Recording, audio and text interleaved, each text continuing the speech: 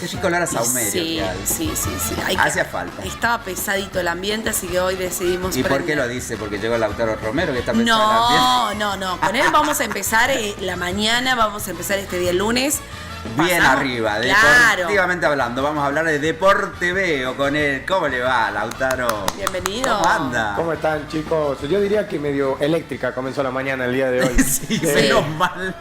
Bueno, Menos mal que fue lejos del cuerpo, pero comenzamos bien. Comenzamos bien y comenzamos con mucho deporte que estuvo pasando justamente este fin de semana. Mucha actividad deportiva la que se estuvo viviendo.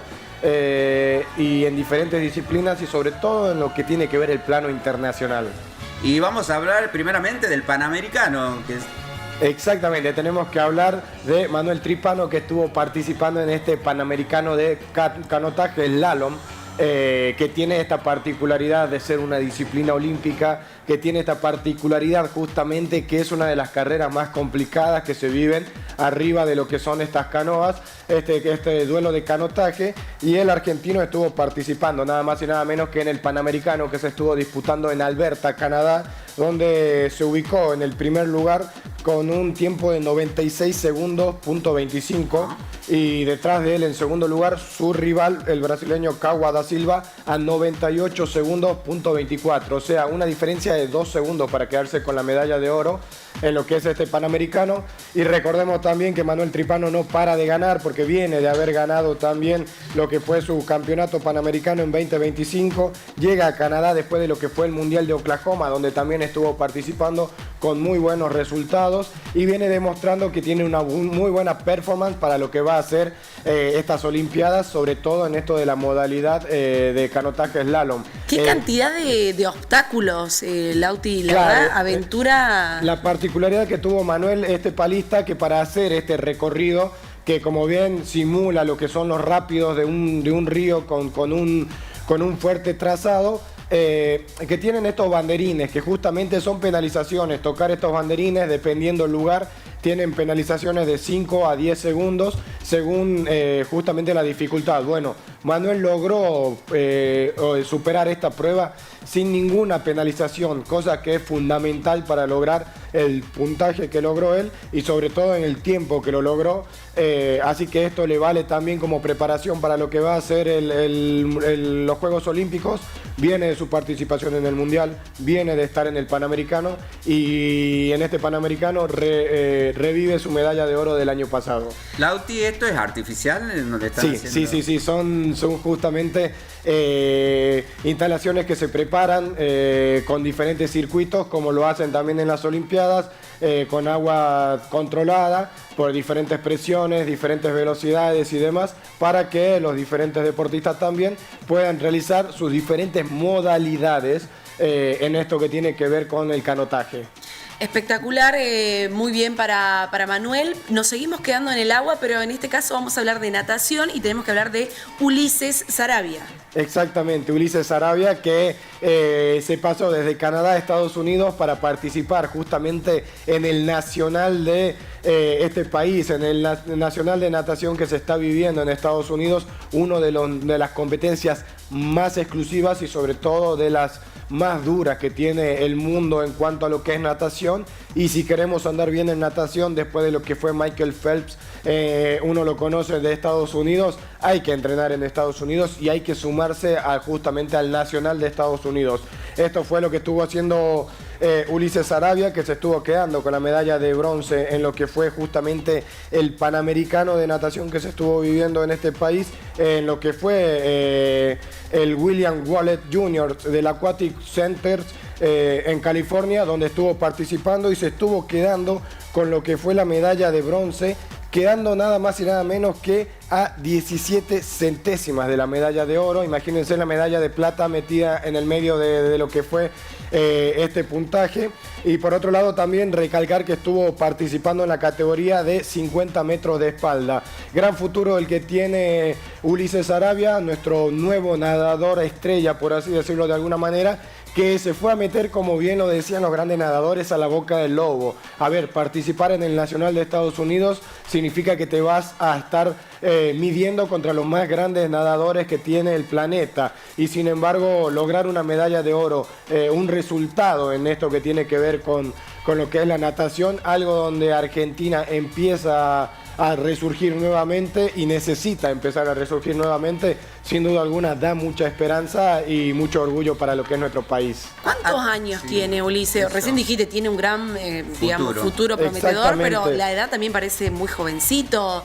Digo, esto también de lo desafiante que fue esta carrera. Imagínate que estar participando en otro país con 17 años me parece que no Bien, es... sí. 17 años me parece que no es para nada desmerecedor. Además, teniendo en cuenta que el físico con el que entrenan estos nadadores, uno por ahí los ve y dice, este tipo debe tener 40 años. Y te dicen, no, tengo 20. Claro, porque como literalmente, como se dice por ahí en la jerga de la natación, el nadador necesita tener músculos hasta en las orejas para poder nadar bien en el agua.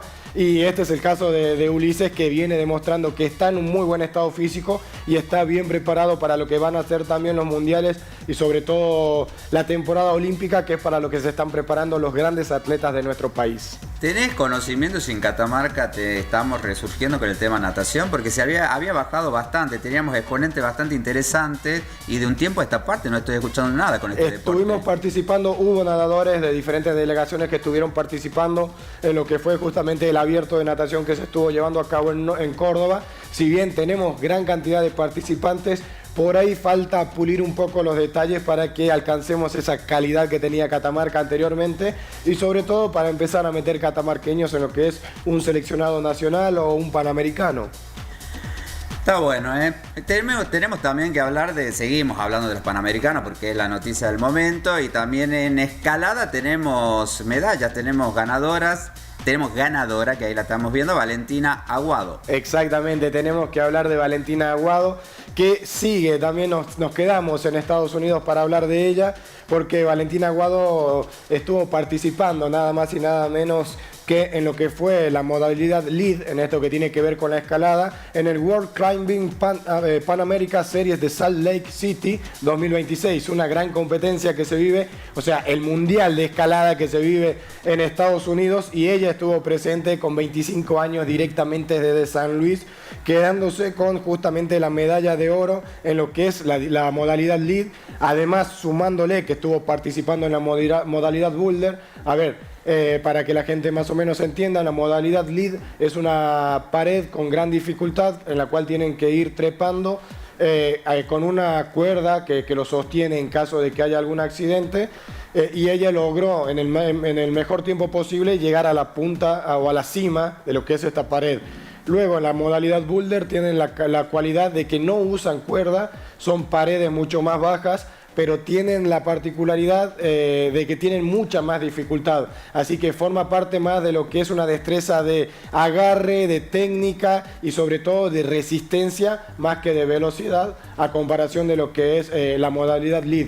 Y luego está la modalidad speed, en donde sí directamente tienen una pared vertical, largan a través de lo que es un trote, como le llaman ellos, que es un pique corto, como le diríamos nosotros, hacia una pared vertical, y sí, el que llega arriba hay un botón esperándolos, el que logra llegar a este botón en menor tiempo se logra quedar con esta medalla. Estuvimos viendo eso acá en el programa. lo Tenemos mostraste. representación también de de Argentina en lo que es esta disciplina, en lo que es la rama masculina, y bueno, en la rama femenina la tenemos a Valentina, que en lo que es la modalidad lead se pudo quedar con esta medalla de oro, y también teniendo en cuenta esto de que estuvo participando en Estados Unidos con grandes exponentes de lo que es esta disciplina a nivel mundial, y que sin ninguna duda también le sirve como preparación para lo que van a ser las Olimpiadas, teniendo en cuenta que lo que es este tipo de escalada, porque hay diferentes modalidades y técnicas de escalada, pero esta modalidad, la que tiene que ver con la lead, la boulder y la speed,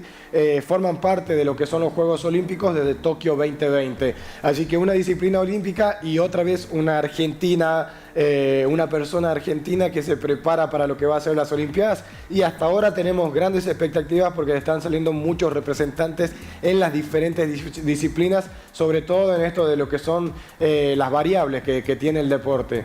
Bueno, Tom Cruise en Misión Imposible, su forma de desconectarse es haciendo esto, nada más que en montañas reales. Exactamente, la Misión Imposible, la que todos conocemos, que comienza con la intro de Tom Cruise trepando con la montaña, que uno dice, bueno, la cuerda, bueno, sí, si bien hubo un sistema de seguridad preparado, a eso lo hizo sin cuerda y lo hizo totalmente con su destreza, porque es una de justamente las maneras que tiene el actor para desconectarse, una disciplina que sin duda alguna tiene su riesgo, pero también hay que destacar la destreza de cada deportista que la lleva a cabo. Bueno, ahí en las fotos que estamos compartiendo vemos también la destreza de Valentina, la fuerza en su... Una resistencia hay que tener. En las piernas y en los brazos. Y los brazos. Es increíble lo que logran. Si bien es una disciplina que por ahí parece bastante extravagante, en Catamarca se puede practicar, hay lugares para que se lleve a cabo, así que la gente que por ahí quiera sumarse a lo que es esto, tiene que saber que tiene esa opción aquí en Capital, la pueden buscar, la pueden conseguir, y también se pueden sumar a lo que es esto, donde por ahí, quien te dice, logramos tener un representante catamarqueño en un Juego Olímpico en uno de estos años.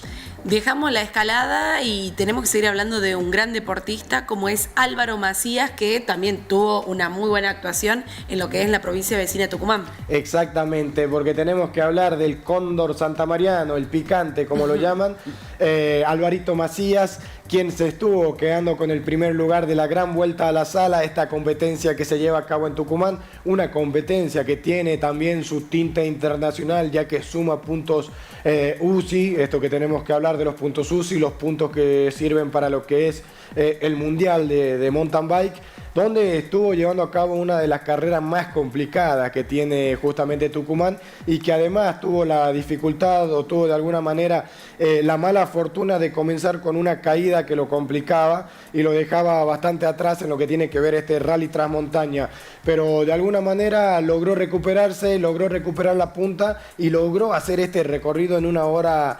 38 segundos, algo que también es bastante meritorio teniendo en cuenta que en esta competencia también estaban grandes exponentes como lo es Luciano Gay, perteneciente al equipo Benzo, que es uno de los favoritos para ganarla, y si hablamos de favorito tenemos que nombrarlo a él, Darío el Mono Gasco, hombre de Tafí del Valle, hombre tucumano que viene de correr en Europa y de ganar todo, que sin duda alguna era el favorito de los tucumanos para quedarse con esta carrera. Ya sabíamos dónde estaban las apuestas. Claro, además teniendo en cuenta que la caída de Alvarito lo retrasó bastante en lo que tiene que ver las posiciones, Darío Gasco tomó la punta de la carrera y parecía el gran ganador de esta Gran Vuelta a la Sala, pero sin embargo logró retomar el cóndor santamariano, que bueno, en esto de lo que tiene que ver con carreras de montaña y con carreras de altura, él viene de correr en Santa María, sabemos que Santa María está un poquito más elevado, se entrena mucho en lo que son las zonas de Andalgalá,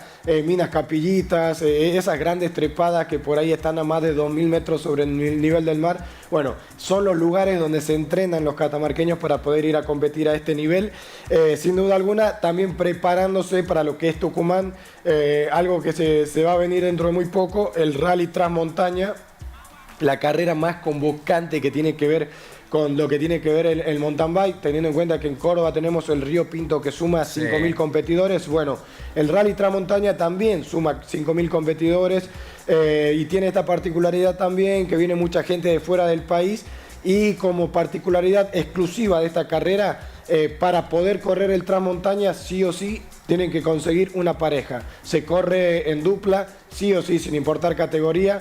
Tienen esta particularidad, esta de alguna manera regla del Transmontaña, teniendo en cuenta que tienen que pasar por muchos senderos bastante alejados de zonas pobladas, o por ahí tienen que atravesar incluso hasta la selva tucumana, y por una cuestión de seguridad se le pide siempre, comenzó por una cuestión de seguridad y luego se fue tornando como una tradición que se corra en pareja, donde Álvaro Macías, perteneciente al equipo Benzo Oficial, seguramente va a estar formando parte con Fernando Contreras, el príncipe mendocino, que también es uno de los grandes exponentes, si mal no recuerdo, el número 1 en el ranking nacional de mountain bike. Con quienes, bueno, se van a estar midiendo ellos dos para irse acompañando, irse apoyando en lo que es esta carrera y poder salir adelante contra grandes duplas que también se van a estar enfrentando, ¿no? Lauti, ¿esto de corren de dos, van los dos a la vez o va uno y si pasa algo entra el otro? No, los dos a la vez, y para cruzar la meta tienen, creo que una diferencia de 1,5 minutos, 2 minutos, es la máxima tolerancia que se permite entre ellos de distancia. Si no quedan descalificados. Quedan descalificados, no se pueden alejar entre ellos. Así también como es una ayuda y es un apoyo, también por ahí puede ser un lastre, un compañero que pincha, un compañero que se cae, no podés llegar sin tu compañero, así que te tenés que de alguna manera en equipo. Dedicar exactamente a ayudarlo y a que llegue. Bueno, en muchos casos uno se queda sin energía, el otro lo ayuda. Van por ahí turnándose, pero tiene que ver con esto, con lo que tiene que llevarse a cabo de a dos, y los dos largan justamente en simultáneo para irse acompañando durante todo el recorrido de la carrera. Las imágenes que veíamos, ¿tiene que ver parte del circuito? Digo, hablaste de senderos. Sí, tiene que ver con parte del circuito de la Sala, donde estuvo corriendo la gran vuelta a la Sala, y también un poco de lo que es el Transmontaña. Como les decía, chicos, una carrera que tiene que atravesar la selva tucumana, una carrera de más de 68 kilómetros y que, teniendo en cuenta, tiene subidas muy complicadas, no solamente porque hay mucho barro, porque hay muchas raíces, porque la bicicleta las espinas, no tiene ningún tipo de agarre, pero además sumale que hay mucha altura y que hay mucha neblina, que eso también dificulta la visibilidad. Y si en la trepada te costó con neblina, imagínate la bajadita en el sendero.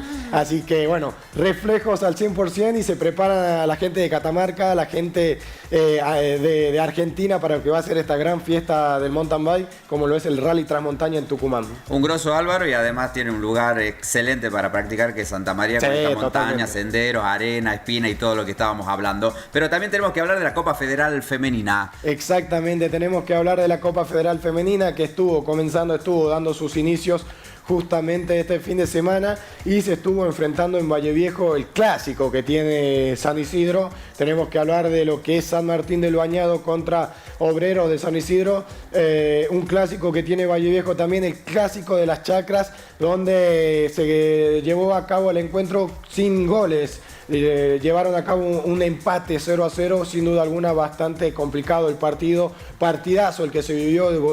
Por otro lado, en lo que fue la Liga Chacarera, entre estos dos equipos que sin duda alguna se conocen, tanto en la rama femenina como en la rama masculina. Y bueno, faltó el gol, como quien dice, en este partido, pero sin duda alguna destacar a las chicas que estuvieron haciendo un gran partido, con un árbitro que también se podría decir que estuvo siendo bastante parejo. Tenemos que hablar de Carlos Jerez, que sobre todo en este tipo de encuentros siempre se genera la dificultad o por ahí la polémica del árbitro. Fue un encuentro... ¿Por qué se genera? ¿Por una cuestión de mal arbitraje? Y sí, sobre todo mal arbitraje, y por ahí lo que tiene el fútbol femenino es que, a pesar de que muchos no lo creen, tiene mucho por ahí... que tiene más roce que el masculino. Más condimento, sobre todo a la hora del roce verbal, se podría decir, o del roce post falta. Ahí es donde se producen más problemitas, pero nada que no se pueda solucionar, nada que el árbitro no pueda castigar, que por ahí se dice que el árbitro es bastante suave. No, en este caso el árbitro fue bastante justo, se llevó a cabo el encuentro de la mejor manera, y sobre todo destacar la participación por parte de Obrero de San Isidro, de Ivana Ludueña, quien fue una de las jugadoras que estuvo participando en este partido. Espectacular. Nuestra compañera ahí también. La futbolista estrella. Sí. No, y es buena, Futbolista, jugadora de hockey, jugadora de vóley, no sé qué más le pueden pedir. Muy buena camarógrafa, ya está. ¿Algo más? Buena mamá, excelente demás. mamá, sí. Bueno, hoy se está yendo la hija, que estuvieron haciendo la campaña, creo que llegaron a lo que necesitaban. Lo cierto es que está viajando a representar a nuestra provincia en el Nacional. Así que obviamente vamos por más, así que queremos hablar cuando traiga la medalla, la copa, lo que sea que entreguen en este campeonato. Madre e hija deportistas, es algo que ya se lleva en la sangre. Y bueno, para cerrar en cuanto a lo que fue este encuentro, un encuentro que como bien lo decíamos terminó 0-0 sin ningún tipo de ventaja, y la revancha se estará llevando a cabo el próximo fin de semana con día todavía a confirmar entre 8 y 9 de agosto, pero el primer encuentro de la Copa Federal Femenina ya se llevó a cabo y fue 0-0 para el clásico de las Chacras. Lauti, para cerrar, ¿podemos preguntarte algo del Pollito Tapia? Tenemos que hablar del Pollito Tapia, que lamentablemente perdió, pero de todas maneras dejó números históricos, porque 27 finales consecutivas sin perder, esto es algo que no lo hace cualquiera. ¿Cuánta? 27 finales consecutivas. Increíble. Sin perder. Sumando 25 torneos en donde nunca había quedado fuera antes de una final. Sí. Son numeritos que me parece que hay que tenerlos en cuenta. Y si tenemos que cuantificar en tiempo eso, ¿cuánto sería más o menos? 25, 27... Y casi 2 años, te diría. 2 años invicto. Sí, 2 años invicto en lo que es la Premier Padel, el circuito más grande que tiene el pádel mundial, donde, bueno, Agustín Tapia le tocó perder en semifinales contra Leal y Guerrero, este equipo que de alguna manera logró lo imposible, porque sinceramente era lo imposible. Sin embargo, por ahí muchos hablan de qué le pasó a Pollito Tapia. No, bueno, Pollito Tapia hizo un partidazo al lado de también el Rey Arturo, que estuvo a la altura del partido, pero estuvieron con rivales que también hicieron un partidazo y lograron. Para mí se dejó ganar, dijo uno, le Hubo un apriete para que en la previa para que se dejen ganar, si no lo sancionaban por 10 años al Pollito Tapia. Iban a jugar más semifinales. No, basta de teorías conspirativas. Perdió porque los rivales estuvieron a la altura de lo que son los número 1, estuvieron muy bien, pudieron hacer frente en un partido muy trabado y bueno, hay que decirlo también, Leal y Guerrero lograron pasar a otra final, enfrentándose nada menos y nada más que a Galán y Chingoto, 2 grandes referentes, los número 2 del mundo, y donde se esperaba el gran batacazo después de haberle ganado a Pollito Tapia. Sin embargo, por muy poquito no pudieron vencer a los número 2 del mundo, quienes se quedaron con este torneo. Pero más allá del torneo que se quedan los número 2 del mundo, creo que la noticia, lo que más resaltó de este fin de semana y sobre todo en lo que tiene que ver con materia de pádel, fue justamente los números que deja Agustín Tapia en cuanto a lo que es la continuidad de ganar. Claro, su propia performance, su propia trayectoria en lo que va de estas temporadas, que sin duda alguna es para sacarse el sombrero y aplaudirlo de pie a Agustín Tapia. Lo que está logrando este chico en materia deportiva con lo que tiene que ver números o estadísticas históricas, creo que van a resonar por mucho tiempo en la historia del pádel y va a faltar años para que salga otro jugador de pádel como es el Messi del pádel. Sí, y que también se gana y se pierde y también hay que comunicarlo, totalmente. Hay que contarlo, digo, no tiene nada, bueno, habrá que reajustar algunas cuestiones. Pero de todas formas, digo, 2 años invicto es un numerazo. Y ¿sabe qué? Que aparezca uno que, ¿cuánto va a tener que jugar? 2 años y medio como para romperle el récord a... Sí, y además Pollito es muy joven, todavía tiene muchos años por delante. ¿Cuánto tiene ahora? 20... creo que está con 25 años ahora jugando. Y además... 27 años. Ahí la producción. Y teniendo en cuenta también que por otro lado, los grandes jugadores de pádel o las grandes leyendas del pádel han activado, por así decirlo, su mejor estilo después de los 30. Ahora te digo, la cantidad de canchas que han emergido en todo el país, en el mundo, es impresionante. La cantidad a partir de canchas y de jugadores que han emergido por ver un partido de Pollito Tapia o por escuchar que Pollito Tapia empezó a ganar, que el catamarqueño hacía historia. Y dijeron, no se ve que sea tan difícil, que necesitemos un auto, necesitemos una canoa, necesitemos demasiadas herramientas para llevar a cabo este deporte. Lo sumemos y así también empezaron a nacer las canchas y tenemos grandes representantes. Bueno, Pollito Tapia, que sin duda alguna es lo más grande que tenemos, y después a nivel nacional, sobre todo gente del interior que se está destacando en esta disciplina, así que atentos que a no te digo un par de años, a un par de temporadas más vamos a tener noticias de otros catamarqueños. Muy bien, es impresionante lo que estás diciendo, porque también tenemos futuro en este deporte desde Catamarca para el país futuro y el mundo. Exactamente. Gracias, Lauti, por este lunes impresionante de noticias. Muchas Y las noticias. que quedaron fuera, porque Sí. pasó de todo el fin de Mucha semana. laburo. Quedaron muchísimas noticias afuera, pero bueno, mañana vamos a estar comentando un poco también de lo que se vivió el fin de semana y de lo que se sigue viviendo durante la semana, preparándonos para este fin de semana que va a ser especial también en materia deportiva. Espectacular, Lauti, muchísimas gracias por empezar así este día lunes con mucho deporte y arriba.